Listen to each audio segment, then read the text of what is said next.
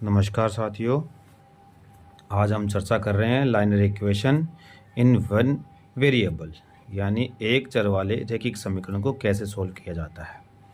तो सोल्व करने से पहले हमें इस चैप्टर की जानकारी होनी ज़रूरी है। तो इस पर हम 2-3-4 पॉइंटों पर चर्चा कर लेते हैं। उनको ध्यान से सुनिए और समझिए और देखिए। सबसे पहला, एक चर वाले रैखिक समीकरण क्या है, यानी किसे कहा जाता है, कैसे मालूम चलेगा आपको। ऐसे समीकरण जिनमें केवल एक ही अज्ञात राशि हो और चर की अधिकतम घात यानी हमेशा 1 ही होनी चाहिए, उन्हीं को हम यानी एक चर वाले रैखिक समीकरण कह सकते हैं। अगला है मानक रूप, यानी मानक रूप स्टैंडर्ड फॉर्म क्या है इसका जो मानक रूप होता है वो इस रूप में लिखा जाता है ax + b = 0। इसमें a क्या है, संख्या है यानी नंबर है, b भी क्या है, नंबर है, x क्या है, ये चर है यानी वेरिएबल है, = 0। तो 0 की जगह कोई नंबर भी हो सकता है। अब देखो, मैंने बताया था आपको, ऊपर नीचे लिखा हुआ है। यहाँ x एक चर या वेरिएबल है, a और b क्या है, संख्या है, और कभी भी a 0 के = नहीं होता है। अगला जो पार्ट है वो है समीकरण के मुख्य भाग। इसमें दो भाग होते हैं, लेफ्ट हैंड साइड और राइट हैंड साइड, यानी बायां पक्ष और दायां पक्ष। बीच में = का सिंबल होता है, तभी बायां और दायां पक्ष बनता है, नहीं तो एक ही पक्ष रहता है। समीकरण के हल करने के नियम क्या है, जैसे कि ऊपर मैंने बताया कि इसके दो पक्ष होते हैं, left hand side and right hand side. दोनों पक्षों में समान संख्या यानी एक जैसी संख्या को जोड़ भी सकते हैं, घटा भी सकते हैं, गुना भी कर सकते हैं और भाग भी कर सकते हैं। लेकिन क्या होना चाहिए, संख्या एक जैसी होनी चाहिए, यानी x वाला x में जाएगा और y वाला y में जाएगा और z वाला z में जाएगा। कोई भी एनी वन वेरिएबल लिखा हो, संख्या लिखी हो। अब दूसरा पार्ट्स हमारा आ गया, सबसे महत्वपूर्ण हिस्सा यानी इम्पोर्टेंट पार्ट्स। यहाँ आपको समझने की बहुत ज़रूरी है। देखिए आप यहाँ क्या लिखा हुआ है, पक्षांतरण यानी ट्रांसपोजिशन। अगर हम एक पक्ष को दूसरे पक्ष के पास ले जाते हैं तो उनके साइन यानी चिन्ह चेंज हो जाते हैं।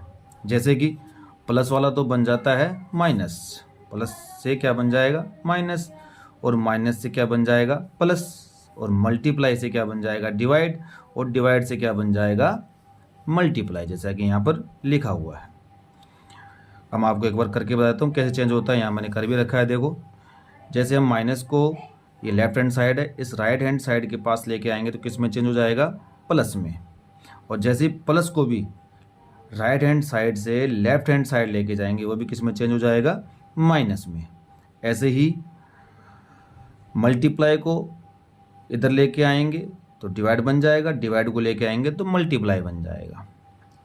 तो कुल मिला के ये है कि माइनस वाला प्लस बनता है, प्लस वाला माइनस बनता है, और मल्टीप्लाई वाला डिवाइड, डिवाइड वाला मल्टीप्लाई। इन साइनों को चेंज करते वक्त आपको विशेष ध्यान रखना है, क्योंकि पूरा जो ये समीकरण जो टिका होता है वो इन साइनों पे ही टिका होता है। भाई लेफ्ट राइट करते वक्त हमारे से कोई गलती नहीं होनी चाहिए, तो आपको विशेष ध्यान रखना है।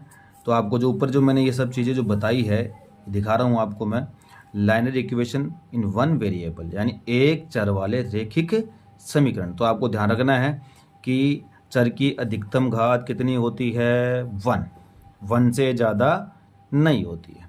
और अगर इसको हम ग्राफ में यूज़ करते हैं तो ये एक सीधी लाइन का ग्राफ बनता है।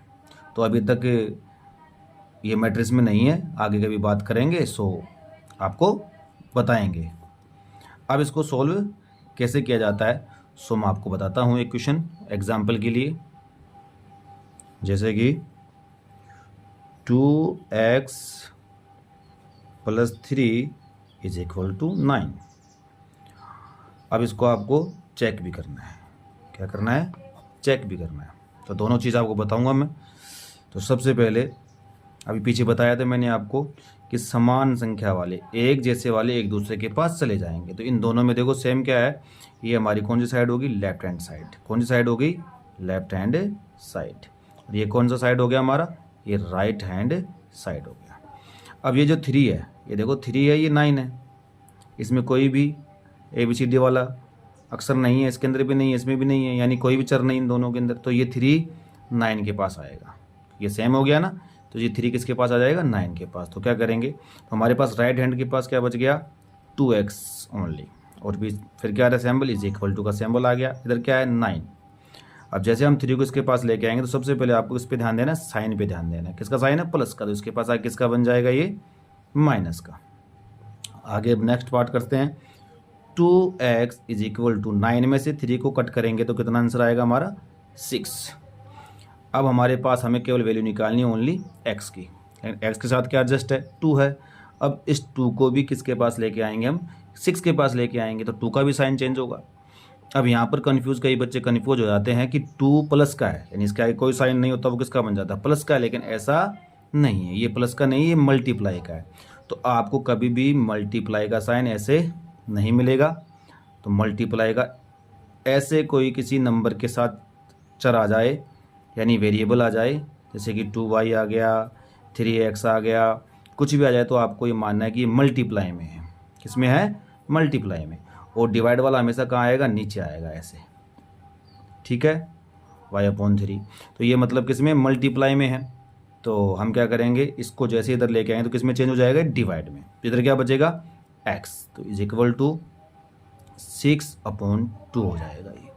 अब ये दोनों अगर एक ही टेबल में कटते हैं, अगर एक ही टेबल में दोनों नंबर आ रहे हैं तो आप इसको कट कर सकते हैं, नहीं तो आपका आंसर यहीं पर आ जाता है। लेकिन 2 और 6 एक ही टेबल में आते हैं, यानी दोनों ही 2 के टेबल में आते हैं, तो कट करेंगे, 2 1 जा 2, 2 3 जा 6। अब नीचे जो 1 होता उसका कोई वैल्यू नहीं होती है, ठीक है। तो x की जो वैल्यू आएगी वो क्या आ जाएगी हमारी, 3। तो हमारा आंसर क्या हो गया, 3 हो गया। अब आगे ऐसे छोटी मोटी जो समीकरण होती है इनको आप सोल्व कर सकते हो आराम से। इसको हम चेक करते हैं। अब चेक कैसे करना है, तो चेक करने पर हमारी left hand side is equal to right hand side आनी चाहिए।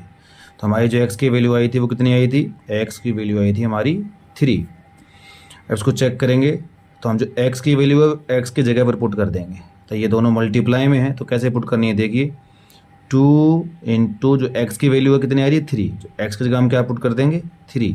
मल्टीप्लाई क्यों आया, मैंने बताया था आपको, ये दोनों क्या है, मल्टीप्लाई में है। फिर क्या आ रहा है, प्लस, और फिर क्या आ गया, 3 इज इक्वल टू 9। अब 2 को किससे मल्टीप्लाई करना है, 3 से, 2 3 जा 6 प्लस 3 इज इक्वल टू 9। 6 और 3 को हम ऐड करते हैं तो हमारे पास क्या आता है, 9, और इज इक्वल टू में क्या है, 9। अब आपको दिख रहा हो ना, ये हमारी कौन सी साइड है, लेफ्ट हैंड साइड, ये कौन सी हमारी, राइट हैंड साइड। तो यानी दोनों साइड क्या आ गई, 9 9, यानी इज इक्वल टू। तो इसका मतलब हमारा क्वेश्चन क्या है, बिल्कुल करेक्ट है, कोई रॉन्ग नहीं है। तो हमने इसको चेक भी कर लिया है। चेक करने पर हमें क्या मिला कि left hand side is equal to right hand side हमारी इक्वल है। ऐसे ही आप छोटे छोटे समीकरण को सोल्व कर सकते हैं। थोड़ा सा आपको प्लस माइनस डिवाइड मल्टीप्लाई का विशेष ध्यान रखना है।